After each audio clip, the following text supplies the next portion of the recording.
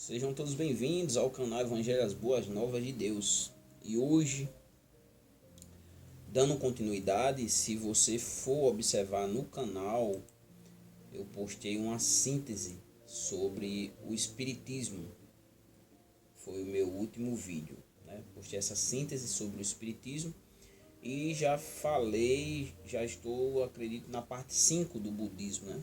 Estou procurando agora, além do cristianismo, apresentar as outras religiões, e a metodologia que eu tenho utilizado para fazer essas exposições não é, talvez muitos de vocês, seguidores, estejam não compreendendo a metodologia que eu tenho utilizado, então eu vou explicar. A metodologia é descritiva, né? Não é apologética. Eu não tenho o intuito de combater o espiritismo com esse vídeo, ou de dizer que o espiritismo está errado, ou fazer qualquer tipo de embate. Não é a minha intenção. A minha intenção é apresentar o espiritismo, né, como tenho feito com o budismo, né? Já tem 5 vídeos no canal sobre o budismo. Então a minha intenção é apresentar as religiões como culturas religiosas, né, e como religião propriamente dito. E aí você, tanto que professa ou não a religião, ter conhecimento e se aprofundar no assunto, ter um entendimento mais abrangente das religiões, e isso, no caso, não de uma forma de embate ou de uma forma apologética, mas a partir da fenomenologia da religião, que o intuito é descrever a religião. Então vamos lá, né? Já tem uma síntese, agora eu vou trazer um panorama do espiritismo, né? Depois a gente vai trabalhando todas essas partes de forma separada, como o espiritismo vê Deus, como ele vê a antropologia, a composição dos seres humanos, a questão dos mundos. Mas isso a gente vai trabalhando progressivamente de acordo com a disponibilidade e a produção do material. Então vamos lá. O que é o espiritismo, né? Ou poderíamos dizer assim, em que o espiritismo acredita? Quando nós falamos de espiritismo, né, temos que entender que o espiritismo ele é conhecido como espiritismo, né, ou como kardecismo, né, também é conhecido como kardecismo, ou mesmo espiritismo kardecista, né, que vem do seu mentor, ou poderíamos dizer, né, o criador, mas não é muito interessante essa colocação, porque ele só foi para o espiritismo um canal, né? Então, a doutrina espírita, né, você vai observar que ela tem um cunho, ela tem são várias vertentes dentro dela, né? Mas ela tem um cunho filosófico, como também ela tem um cunho científico, né? E ela vê o ser humano, ela observa o ser humano, que esse ser humano ele se encontra numa constante evolução, ele está evoluindo progressivamente, e o meio dessa evolução se dá através das reencarnações, né? A doutrina propriamente dito, né? A doutrina, o desenvolvimento da doutrina vai se dar na França, né? Por mais que o movimento vai começar a partir, deixa eu só dar uma olhadinha aqui, a partir dos Estados Unidos, né? Com as irmãs Fox, Catherine e Margarete, né? Quando elas começam essa comunicação com os espíritos. Depois a gente vai fazer só um vídeo só sobre isso. Mas agora não cabe, é o panorama. Eu quero apenas trazer um panorama para você entender um pouco. Então a doutrina espírita, a doutrina propriamente dita, ela vai surgir na França no século XIX, e tem como seu mentor, eu vou tentar ler aqui o nome dele porque é um pouco complicado, mas eu vou tentar ler. Depois, caso contrário, você vai aí no Google e você pesquisa, e aí você vai achar o nome bem certinho. Mas o nome dele é Hippolyte Léon Denisard Rivail, né? Que é o Allan Kardec, né? Ele era pedagogo, um pedagogo renomado, ele era bem renomado. Depois eu posso, quando falar sobre ele, eu posso trazer as obras que ele escreveu. E ele era propriamente ele era um educador, um educador francês, né? Ele vai passar a usar o pseudônimo, né? Allan Kardec. O período é 1804 1869, né? E o que acontece? O Allan Kardec, né, ou o professor Hippolyte Léon Denisard Rivail, vamos chamar de Allan Kardec. O Allan Kardec, ele passou a estudar o magnetismo, né? O magnetismo. E na sua investigação, depois ele vai passar a investigar exatamente esse movimento que surgiu, que é a questão das mesas girantes, né? Que eram eventos, esses eventos aconteciam, né? E dentro desses eventos aconteciam anormalidades, né? Objetos se moviam sem que houvesse ali a manipulação humana, né? Por isso daí a questão das mesas girantes, né? E o Allan Kardec vai passar a estudar a questão da desmaterialização dos corpos, né? Ou o percurso do espírito, né? E a partir dos estudos e observações é que vai se desenvolver a doutrina espírita, né? Ele escreveu, poderíamos dizer, né? Não ele, mas foi-lhe dado uma obra que se chama O Pentateuco Espírita, né? O primeiro livro que ele vai escrever vai ser o Livro dos Espíritos, né? Você consegue comprar por um preço bem acessível, acho que chega nem a R$20 cada obra dessa. O Livro do Espírito, ele vai escrever primeiro essa obra, o Livro do Espírito, em 1857, né? Ele vai escrever.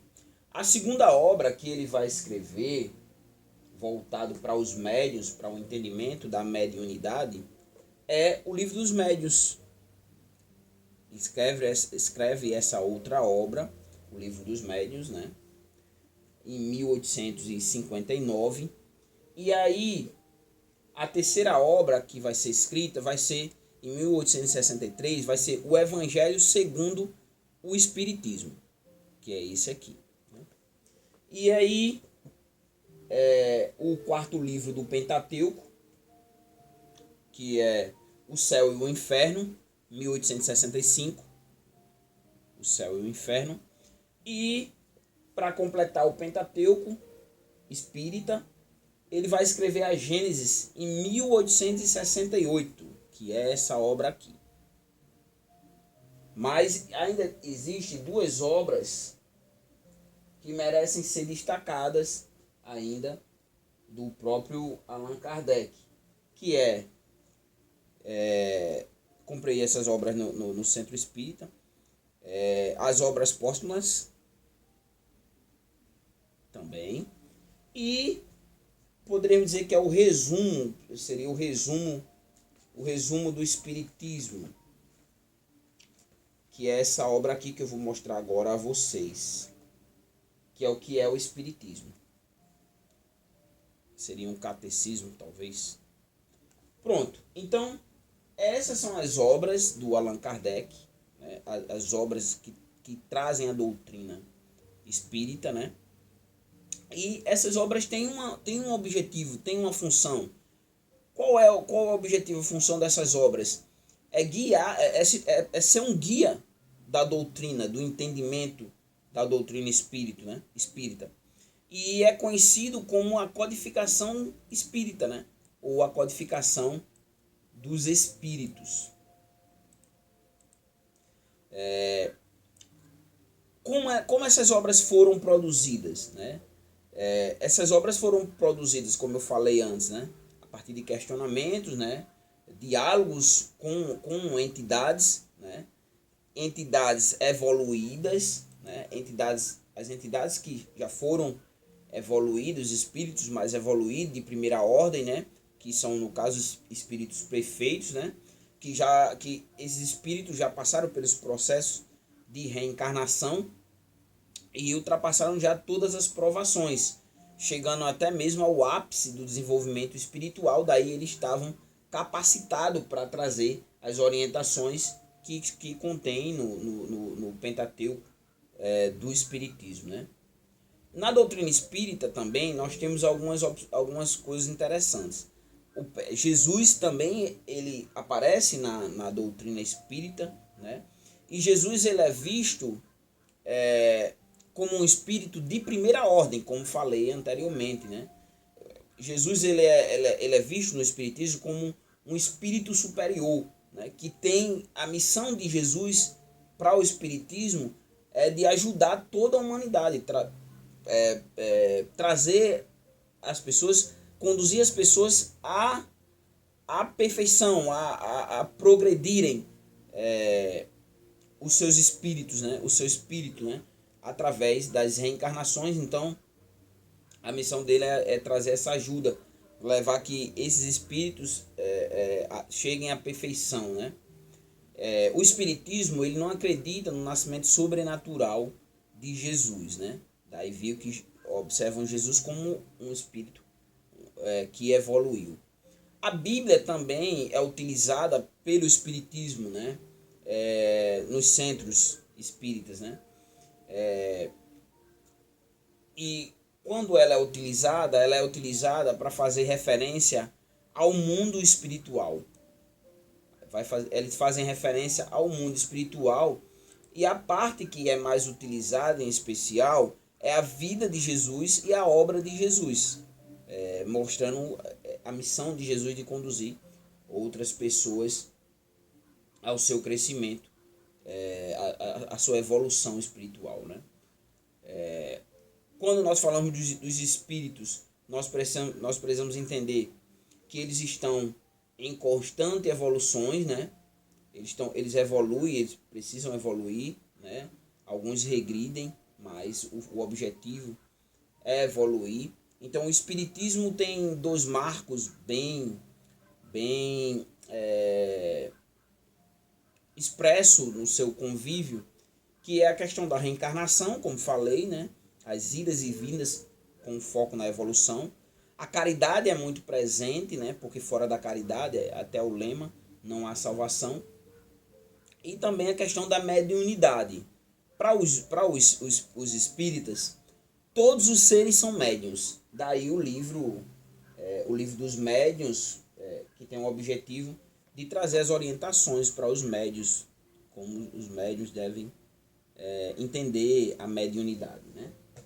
E os médiuns, eles são, para o espiritismo, eles são canais dessa comunicação entre o mundo material, né, corpóreo, e o mundo espiritual, que é o mundo dos espíritos, né? Os mundos, poderíamos dizer assim, né?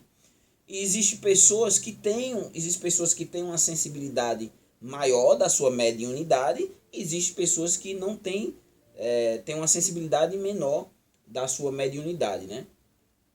Isso no caso na comunicação entre o mundo, na comunicação entre o mundo material e o imaterial. Qual é a função dos médiuns, né, para o espiritismo? A primeira função é que eles são responsáveis, eles respondem por essa comunicação com os espíritos, né? E isso acontece, você vai observar, quando você começa a estudar o espiritismo, que isso acontece de inúmeras maneiras, né? Uma das maneiras que é bem conhecida no Brasil é a psicografia, por causa do Chico Xavier, né?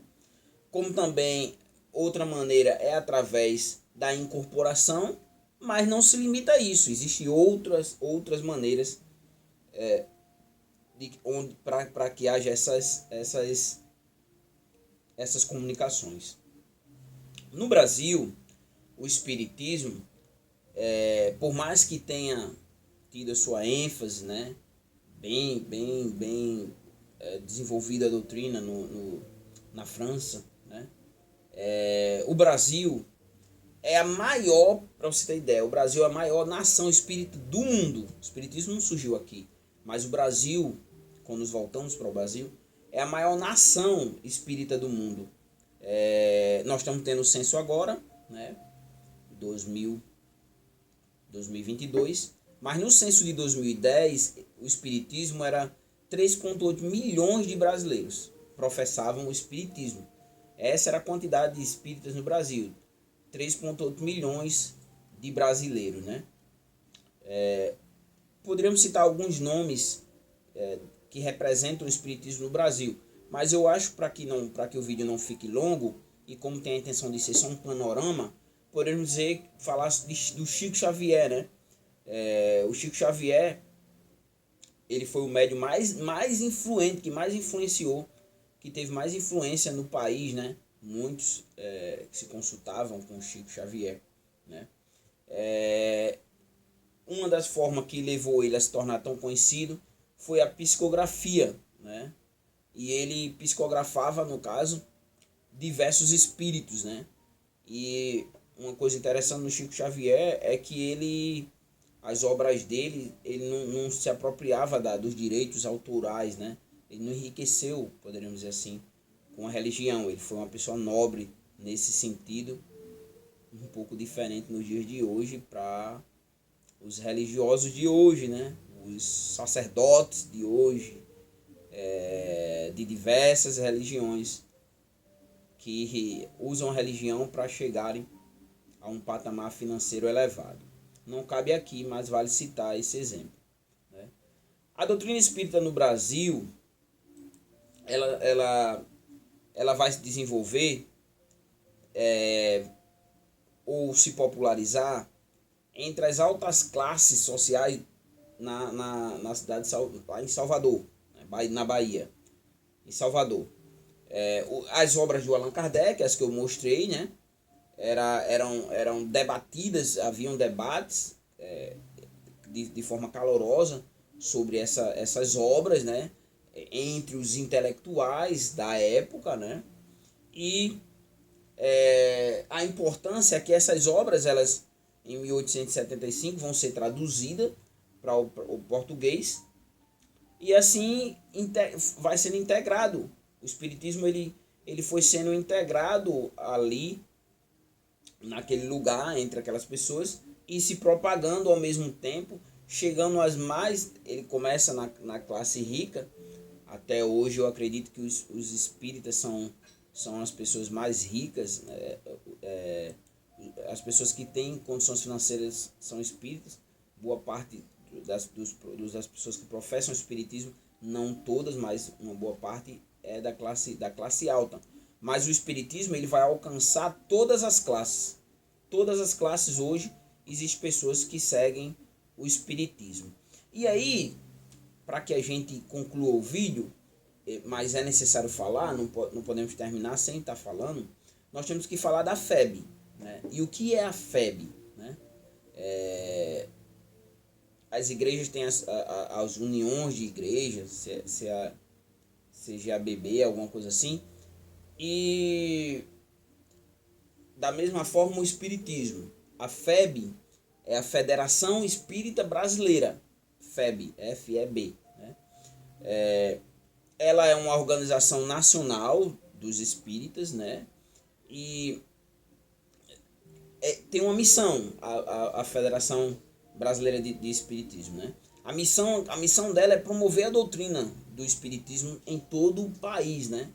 Não só a doutrina, mas os preceitos, né? E os princípios que o espiritismo defende, né? Então eu vou parar por aqui agora. Eu acho que eu trouxe outro vídeo, eu trouxe uma síntese, agora eu trouxe um panorama.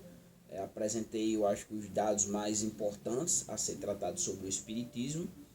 E depois a gente vai trabalhando, vamos falar somente sobre o Allan Kardec, né, como se deu o seu desenvolvimento, o seu contato, né?